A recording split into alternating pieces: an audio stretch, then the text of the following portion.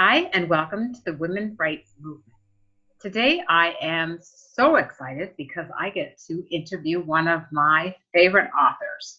She writes incredible books, and she has a lot out. And I'm going to read her bio that she gave me because I'm scared I'll miss something.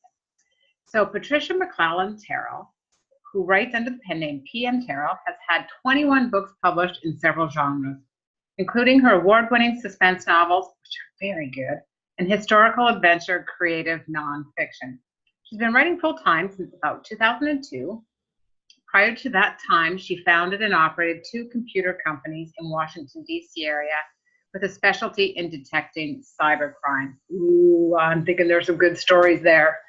Oh, yes. Co-founder of the Bookham Foundation, and the founder of the annual Bookham, North Carolina Writers Conference and Book Fair, which I think is just a beautiful idea, which raises awareness of the link between high crime rates and high illiteracy rates. I love that. She is also the founder of The Novel Business, which provides information on effective marketing and promotional techniques for the published author. And The Adventures of Blade and Rye is her first children's book, which will be released on November 22nd, just in time for the holidays. So welcome, Patricia. And today I really wanted to interview you about actually a whole spectrum, but especially your new book coming out, because I know that's been quite an adventure and a whole new direction for you. So first off, can you tell us a little bit about what inspired this book? Well, thank you for having me. I always love our interviews. You're so good. I always feel like I'm visiting an old friend. I love it. You know, I never thought that I would write a children's book, but I think about it, as I was growing up, my mom would always read to us. I mean, from my earliest memories, my mother was reading to us. And I remembered when my younger brother and sister were born, she was reading to them before they were out of diapers. Cool. Yeah, she really, it did instill a love of reading for me. And then later, you know, later in life, like the fourth grade, she began to instill a love of writing as well. And I had written a poem. In fact, I had gotten into writing first by writing poetry. And I had written this little poem about two little fairies that were lost and found their way to Earth, and you know, they, got to watch the planet come to life. And I had set it aside for several years, and then I found an illustrator through a fellow author, Sandra Warren. I was helping her with her children's book.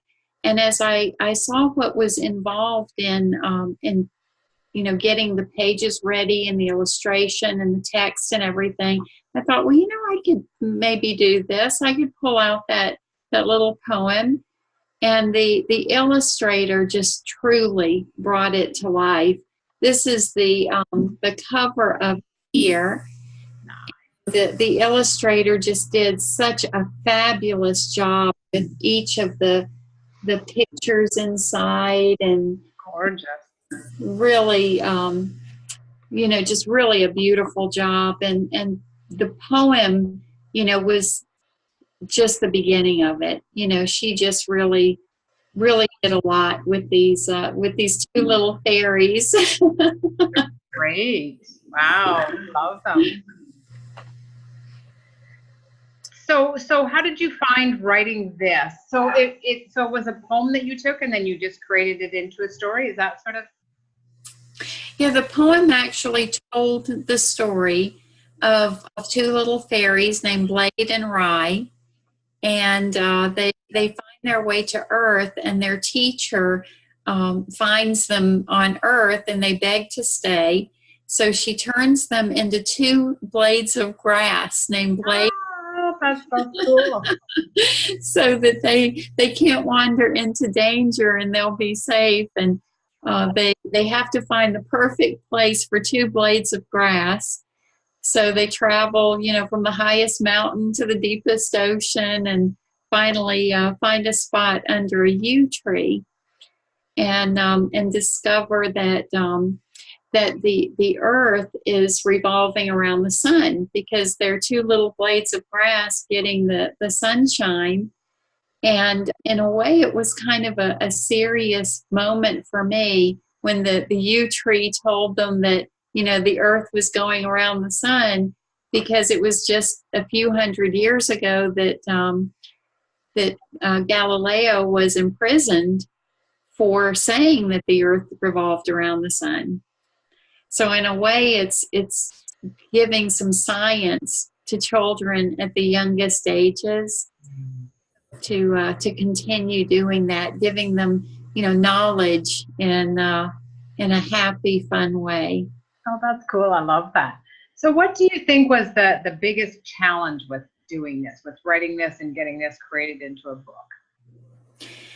The illustrations. And initially, I didn't have an illustrator, and I began trying it myself. And I'm a computer expert, so of course I went to the computer because I can't draw anything. And what I came up with was beautiful, but I realized that at the pace I was going, it would take me about 30 years to finish it. And then Sandra put me in touch with an absolutely phenomenal illustrator named Susan Fitzgerald. Nice. And she had a different spin on how they would look and how their world would look. And when I saw it, I knew it was the perfect fit. That is so cool. That's so cool. It's interesting. I know with talking with people about writing, they often say, writing children's stories must be easy. But I'm thinking they're not, because you really, one, have to write for the age, and you really have to make it appropriate for that age so that it's a journey that's not going to get boring. It's not going to be too fast. It's going to be. So how did you find that with pacing your story, I guess? The jury is still out. We'll see how the feedback goes, as people purchase it. But I did have a test audience, my grandchildren. I was so proud of my 9-year-old granddaughter, because she actually wrote a review as though she was a grown-up.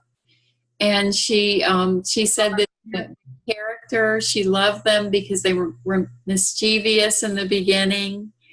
And she said that she read the whole book at 9 years old and enjoyed reading it, but she also thought that younger children would like for it to be read to them. And it is about 40 pages. It's only one stanza on each page, but it is about 40 pages, so it's not for the very youngest, that are still tearing apart the books. That's awesome. Well, that's awesome that you did that. I think that's great. That's always, it's always interesting when people say that they think, it must be easy because you don't have to come up with a whole lot of words. But I think it's a very different, and I know I've tried a few times and have done, and it's just like, I find it much harder to make sure that you're really writing a good story and keeping your attention. So obviously you've done that. So that is awesome. And that's really cool too. I love children's books because they are really for a big, broad range of kids, some to be read to, some to, look at the pictures and start picking out words, and some to read it, right? So I think that's awesome. I think that's just beautiful that you've done it. And I can't wait to get my copy next week. I've already pre-ordered it, so it is available for pre-order for anybody who is looking to get a hold of it. Yeah, for some reason, Amazon, they do have the Kindle on, pre-order, but the paperback is available immediately, and it's actually not supposed to be available until November 22nd. But there's a lot of folks that are getting it already on Amazon, and I'm also offering free shipping and autographed copies on all of my books through the holidays. Wow, awesome. PMTerrell.com. So in the United States and in Canada. It's free shipping and autographed to the child, or even my adult books are available. That's beautiful. So they just go to your website and send an email to you, and they buy it through you? Is that what you're? If they go to my website, and each book has its own page, and there's an option right on each page, how do you want it autographed, and then add it to the cart. And the paperback is $11.99, and then the free shipping, and it can be autographed, directly to the child. So I'm getting a kick out of writing, to all the little children that are going to get it on Christmas Day or, their holiday. Oh, that's beautiful. What a beautiful gift. And what a nice gift too, right? And something very personal, but books. I love books for kids. I think it's one of the best gifts. So I highly recommend. And no, reading, I haven't read this one yet. Like I said, I'm getting my copy this week coming out, but I know from other books that Trish has written that they are really, really good. She writes really, really good mystery series, so I'm quite sure that this children's book is also going to be very good. And she already has a 9-year-old's endorsement for it, so I think that's absolutely beautiful. That's what you need, right? As kids to be looking at it saying, yeah, I really liked it. So that's really, really cool. And that's cool that she wrote you a review. I love that. That's awesome. Awesome. I was so proud of her. A reviewer at 9. Yes, you started something with her. That's awesome, because reading, is so important. But yeah, to be able to review it, that's so cool. Who knows what direction that'll send her off in. That's beautiful, beautiful. Yeah. So with this story, can you tell me a little bit about how you're marketing it? Like, what have you been doing to get your story out there?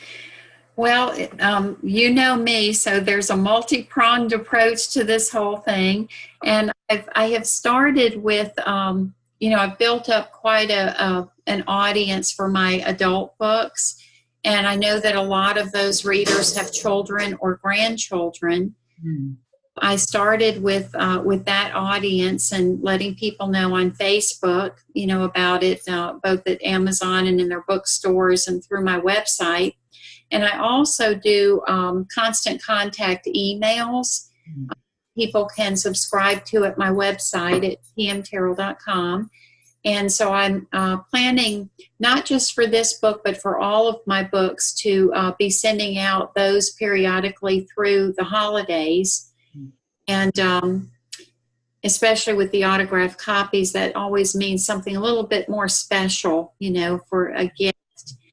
And I plan to do some advertising on social media and mostly digital marketing of the book. Beautiful, beautiful. And I bring that up because Trish has also created a program called 52 Weeks. Trish, I'll let you say it. It's 52 Weeks of Marketing Success, right? Yes, it started out as 52 Weeks of Marketing Success, and now I'm just calling it 52 Steps. Beautiful. Basically, what it does is it takes an author who, authors, I know I still want to write just full time, but authors have been given so much of the marketing piece of it, and most authors are not marketers. So over the past 20 years, I have put together this plan of how to determine who your target market is, how to contact them with laser precision, primarily through internet advertising and outreach through social media and blogging and all, and then how to use each of the major platforms to your advantage.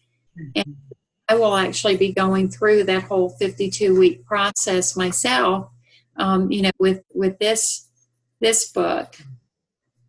Yeah, and I can attest to this course being incredible. I did it last year, I think, early into this year, and absolutely incredible amount of information, but very, very useful and spelled out as to what you need to do and how to do it. It's not just, go and do stuff on Facebook. It really spells out how to do it and how to use each platform to your advantage. I think it's just a brilliant course and absolutely incredibly important. And I'm thinking, yeah, probably very helpful even for you for laying out, each of your books as they keep coming out. So what are you currently working on, Trish? Because I know you've started another book. I am writing let me see, I think it's the seventh book in my Black Swamp Mystery series. And it is due out on St. Patrick's Day of 2019.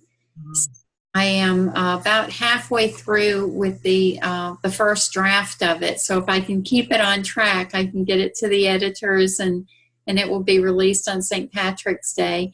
But at the end of the last book, Dylan and Vicki had to go like dark with the CIA, their CIA job. So in this next book, they are on a remote island with a few islanders there, and a man washes up on shore who's been shot. So it puts them on this mystery of trying to find out, where he came from and what he's doing there. And when he comes to, he claims to have amnesia. So it's quite a mystery for them. So how do you, because this is something actually I was just talking about in my women rights group, about too many ideas. Somebody are like, oh, I got too many ideas, or I can't quite nail one down. So how do you grab an idea and go with it, like this series, which is awesome, by the way, and decide where that's going? Well, if the idea stays with me, then it means that I need to pay attention. Because I get ideas every day, everywhere I look, there's ideas, and some of them are fleeting. And I know that a lot of authors are afraid of losing that idea. But my theory is if the idea is meant to be there, it will stay. It will stick in my mind. And I often take 2 or even 3 ideas and weave them into one book so that I've got the major plot and then I have the subplots, and it just makes it richer, a richer experience, and gives more depth to the story. And that way too, I'm weaving all of these different ideas together. Beautiful. I love that. Love that. Yeah, one of the things I always say is when ideas come to you, write them down, but you're absolutely right. It's that idea that you can play with and you can expand, and it just kind of, says, well, what about if this happened with that, and then, you've got something to just play with it. I mean, that's one of the things I always suggest, just play with your ideas. Don't get hung up on, is it right or wrong? Just play with it, see where it takes you, right? And if you're really struggling with it going anywhere, then I wouldn't waste time on it. I wouldn't keep trying to force it. And I think sometimes that's what people do. They try and force it. It's like, well, I really want to write about this. Sometimes you got to back up and go, okay, this is not quite flying. Find another one, because then maybe that will come into it, right? Yes, and you're absolutely right about people who try to force things and try to force the words. And I have always felt that if you're trying to force it, you need to get out of your own way, because it should flow. And I take months to write a book. I know that some people can write a book in 3 weeks, and some are putting out, 20 books a year.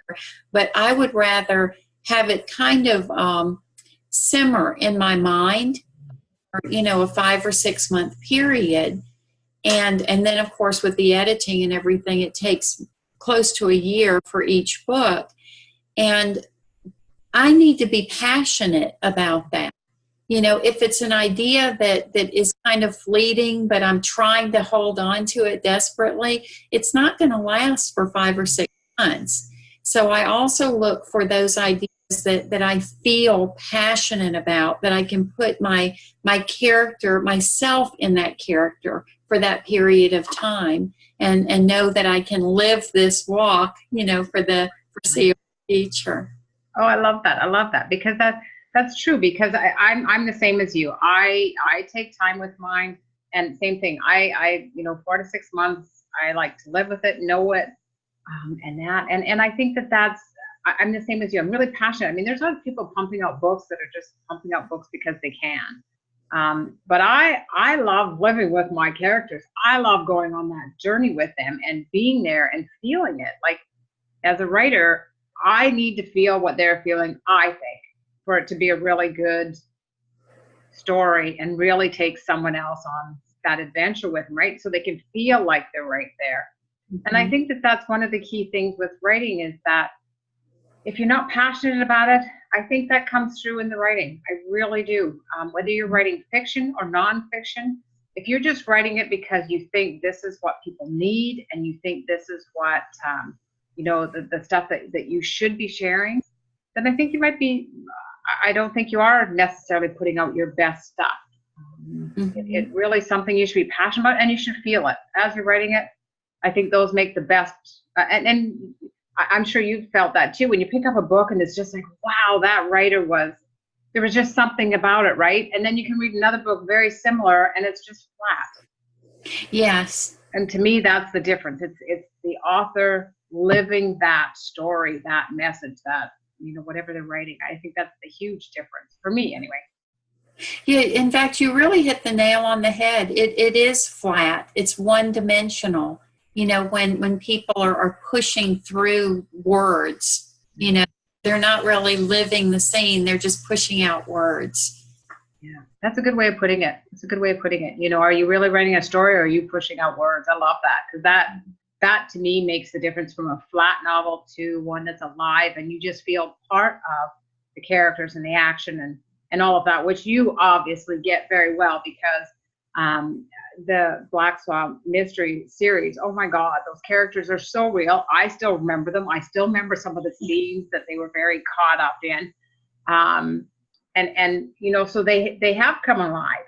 And so to me, that's something that you get hands down because otherwise I would have read your story and been kind of like, oh, yeah, I sort of remember, but no, I remember quite a bit. In fact, as I'm talking, I'm thinking, oh, I remember that, and I remember that scene. There's quite a few coming back to me about it. And I don't think I've read the last two. I think I read the first 4 or 5 of them, but I don't think I've read the last two. So I definitely have to get back to doing some reading. But yeah, so Well, that's it has been fun writing the series because I used to have this moment of depression when I would finish a book because like living with this group of people that all of a sudden there's this vacuum now they're gone, and writing the series allows the characters to stay with me for years. Really, I think that the first book in the series came out about 8 years ago. wow, that's so cool. About one per year. That's nice. That's nice. I think that's great. Beautiful, beautiful. Well, thank you so much for this interview, Trish. Is there any last words of wisdom you would like to leave other women who want to write, who are struggling with writing their story, with struggling with, getting the ideas down? What's some words of wisdom that you would give them? Follow your passion. Because if you step out of your own way, think with your gut, not with your head, and the story that is meant to be told will come out.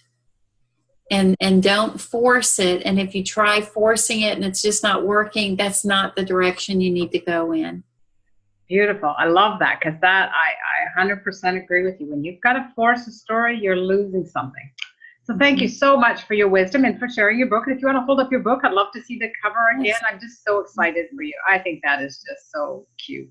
The Adventures of Blade and Rye is out on November 22nd. So perfect Christmas gift. And if you go to pmterrell.com, you can order a signed copy from Patricia, and you get free shipping in Canada and the US. So I think that is absolutely beautiful. Great Christmas gift. Great gift at any time of year, to be honest. I think books are the best gift for everyone. So thank you very much, Patricia, for joining me today. And I am Glenna Maggio from the Women's Rights Movement. Let's get writing. Thank you.